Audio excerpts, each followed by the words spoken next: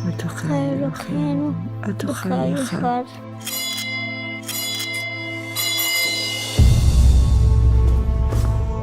Señor Mortara, su hijo Edgardo ha sido bautizado y tengo órdenes de llevármelo. ¿Qué? Un bautizo no se puede cancelar.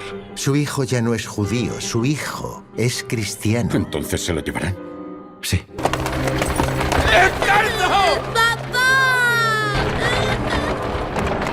¿Me cortarán la cabeza, papá? No te harán nada.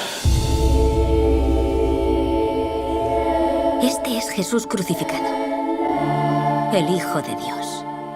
¿Está dormido? No, está muerto. Los judíos lo mataron.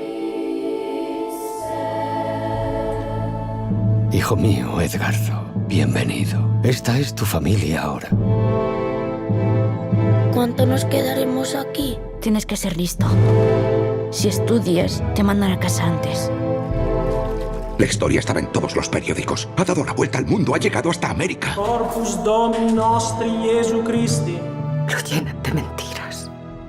Amén. He sido contactado. Al parecer a Napoleón III tampoco le ha gustado. Solo respondo ante Dios. ¡Yo soy el Papa!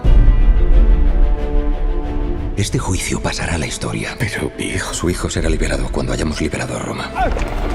Salve Regina, Mater Misericordia. Estamos acabados. Totalmente.